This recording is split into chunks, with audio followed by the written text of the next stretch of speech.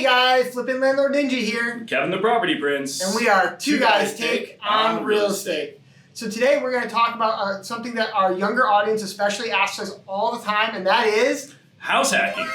Yeah, it's one of the biggest things people that are young adults probably could stand to benefit from understanding the full concept. So we figured we'd do an entire YouTube video for you talking about it. To be honest, it's something that if we could go back in time, get into our DeLorean and go back in time, we'd actually have done ourselves. Big time. It would have been a huge change of lifestyle for us and would have really fast-tracked us to building wealth. Agreed. So as always, if you could, like, share, comment, we'd really appreciate it. We're doing this for free, so we're just hoping that you guys can help us blow up this YouTube channel and help tell YouTube that this is worth content to push out to everyone else. Two Guys Take on Real Estate. What is house hacking? Kevin, what is this topic that we're talking about here? You know, and how can it benefit this younger generation? Well, I don't know. You know, some people have actually told us they thought it was illegal. It sounds like, you know, you're hacking, you know, and somebody said they're not very computer savvy, and I was like, oh dear. We need to talk about this. So, house hacking is basically kind of a more of a modern term that's been used to describe how to lower your cost of living through owning a property. And I mean, that sounds really simple, but a little bit too vague. So let's get into the idea of maybe it's regarding a single family house. Maybe you're just a regular person, you buy yourself a single family house because you need a place to live. House hacking could be as simple as renting out other bedrooms in the single family house to, you know, your friend or somebody else, basically renting out bedrooms. Yeah, I mean, utilizing something like, which is great out there now, Airbnb, which is a great service that you can do short-term rentals with, and it has a great platform, and it allows you to rent out pretty much whether it be rooms. You could rent out part of your backyard, but there's just ways that you can bring in income from the single-family property that will help lower your cost of living. That's exactly right. So the idea would be, you know, instead of renting an apartment somewhere, paying a landlord, and maybe having a roommate or two, which again, that's a great, smart move to lower your costs, you're paying money to somebody else to live in their home. Have your own home, get your own home. There's so many tools available like FHA loans right now to make that much more possible than it ever has been before. You can buy a property and rent out a portion of that property to other people, which basically lowers your cost of ownership. Yep. And then you don't have to just do a single family homes. Once again, you can easily do, especially with FHA, up to a 4-family.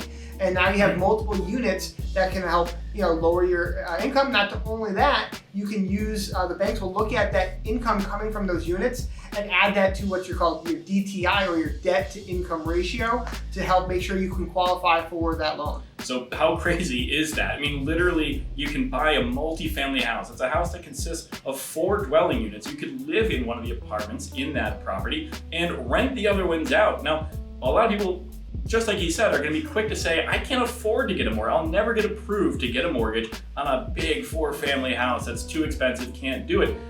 He just told you the answer to that. With FHA, on a multi-family house, they consider the incoming rents from those other apartments, they consider that toward your income, thereby boosting your income, helping you qualify for the purchase. Absolutely crazy stuff. Most people don't know that these kind of things exist, and this is a great strategy to get you started. I mean, could you imagine being 18 and all of a sudden owning a 4-family property, having, well, basically with the rents coming in, covering your living expenses? You wouldn't even have a mortgage that you'd have to pay out of pocket. Heck, you might even have money in your pocket at the end of the month. Money in your pocket at the end of the month. That's after you budget for maintenance expenses to keep the house up and keep it, you know, fixed up and nice. Yep. Paying your utilities, paying your mortgage. Your taxes, insurance. Oh my God. And that's money left over that you can use towards, well, towards what?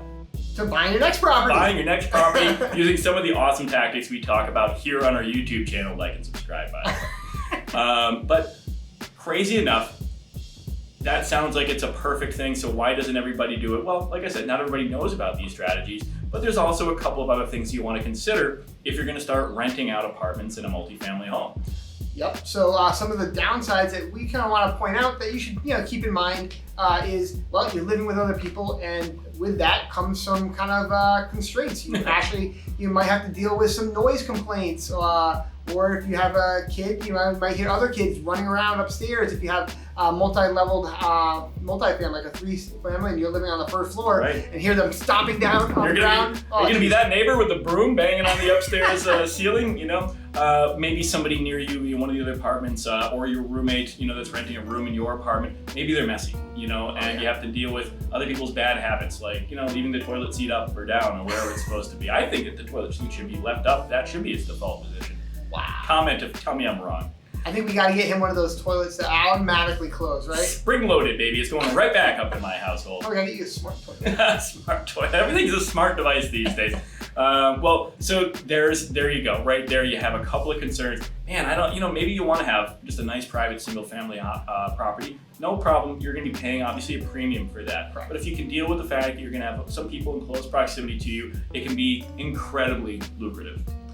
Well, another con is, well, as you're renting stuff out, especially if it's long-term. Short-term might be a little different, like the Airbnb, Right. But being long-term, you are a landlord, Wait. and there's some laws and regulations that go along with that. Wait a minute. So I can't just, give somebody some keys to an apartment and just like slap some rent charges on them and. Oh God, no. Oh, so wow.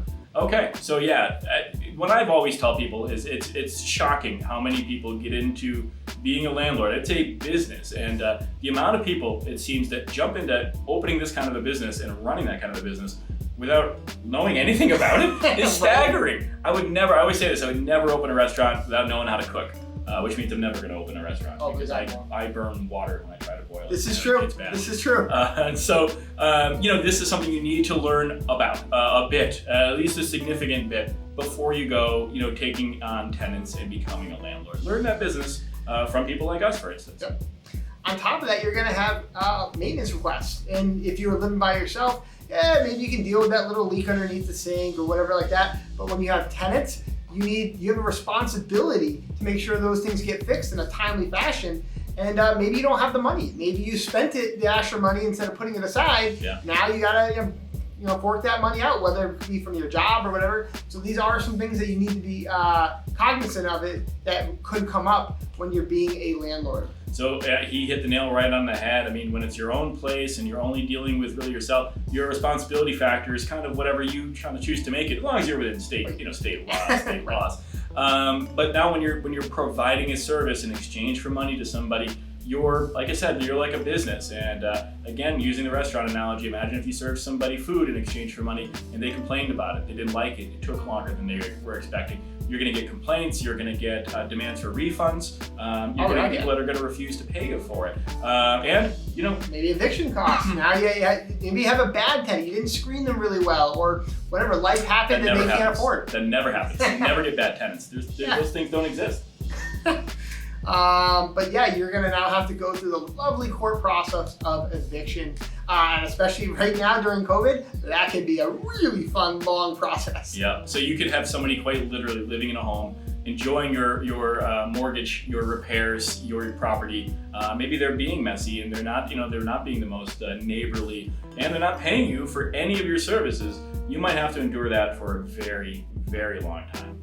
So, this all sounds bad, but guess what? There's so many other good sides to this, and this is why, honestly, we wish we had done this.